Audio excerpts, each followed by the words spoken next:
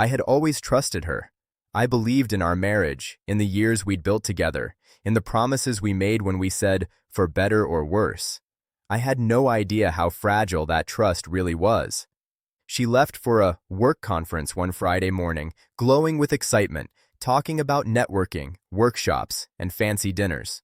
I kissed her goodbye, waved, and went about my weekend, thinking nothing of it. I had no reason not to trust her, or so I thought. A few hours after she left, I started noticing small things. Her phone buzzing more than usual, messages she quickly locked when I walked by, and vague explanations about delays in meetings or early breakfasts. I brushed it off, convincing myself I was being paranoid. But then I found the hint I couldn't ignore. Her itinerary for the conference didn't match the hotel bills. The conference schedule ended at 5 p.m., but the charges on her card showed her dining out late, multiple nights, at places that weren't even close to the hotel. That was the first knot of doubt. I didn't act immediately. I watched quietly, thinking I might be imagining it. But curiosity and unease gnawed at me. The next day, I made a quiet decision. I requested a routine health check, blood work I knew she had scheduled before leaving under the guise of a company wellness program. I didn't tell her. I just wanted to see if everything added up, if the timeline she gave me made sense. When she returned on Sunday evening, she was radiant. Dressed for success, hair perfectly done, smiling as she carried her conference bag through the door. "You won't believe how amazing this conference was," she said, practically bouncing with energy. I smiled. "I'm glad you had a good time." She flopped onto the couch, scrolling through her phone, showing me pictures of the fancy dinners, the keynote speakers, the networking events. Everything looked perfect. Everything looked innocent. But I had the lab results waiting for her. "By the way," I said casually, sliding the envelope across the table, "these just came in from your routine tests." Her expression didn't change at first. She assumed it was normal results, harmless. Then she opened the envelope and saw the numbers that didn't belong, dates, timestamps, medications, and hormone levels that didn't match the narrative she had built. She froze. The smile faded. The glow drained from her face. Her eyes widened, darting between me and the results. She tried to speak, but no words came out. She choked, figuratively and almost literally, on the consequences she hadn't anticipated. Where did these come from?" she finally stammered, voice trembling. "From the lab," I said calmly. "You scheduled the tests yourself, remember? Just wanted to double-check that the results matched your timeline." Her hands shook.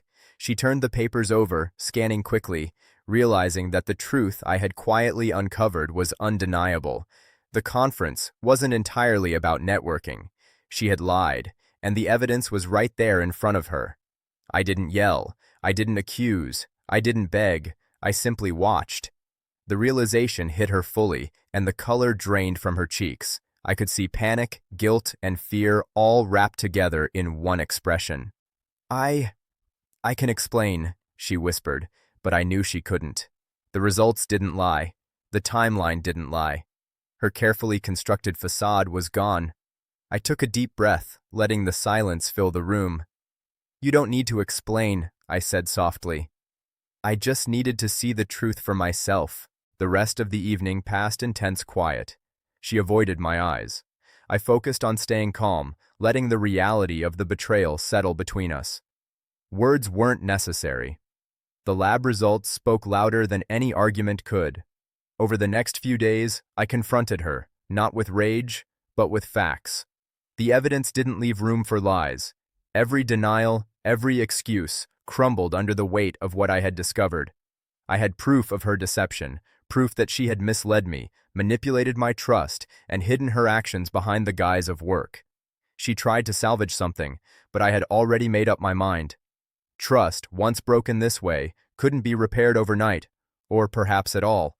I needed space, clarity, and time to decide if the person I married was still someone I could share my life with. I realized something crucial in that moment. Betrayal doesn't always come with confrontation. Sometimes it comes quietly, hidden behind routine, smiles, and false excuses. And sometimes uncovering it requires patience, observation, and courage to see the truth without flinching. That evening, as she sat there, pale and speechless, I understood the full impact of her actions, not just the lie itself, but the audacity of assuming I wouldn't notice, wouldn't care, or wouldn't act. Her glow had turned to shock because she finally realized that her deception had consequences she couldn't control. I didn't gloat. I didn't humiliate her. I simply let the truth exist, undeniable and unflinching. And in that silence, I found clarity. I knew what had to come next. Boundaries had to be set. Trust had to be rebuilt, if it could be rebuilt at all, or the relationship had to end. In the days that followed, I faced the reality of her betrayal, the lies she had told, and the way she had manipulated my perception. But I also discovered something about myself, the ability to act with calm, to seek truth without confrontation, and to confront betrayal with dignity rather than rage. That night, when she saw the lab results and realized the truth, I understood that betrayal is rarely about a single act. It's about secrecy, deception, and the illusion of control. And when the illusion is shattered, there is nothing left to hide behind. By the time she left the house that evening, her confidence gone and her composure shattered, I had learned one thing. Sometimes, the most powerful way to confront betrayal is not with yelling or accusations, but with quiet, undeniable evidence, and the calm that comes from knowing you finally see the truth.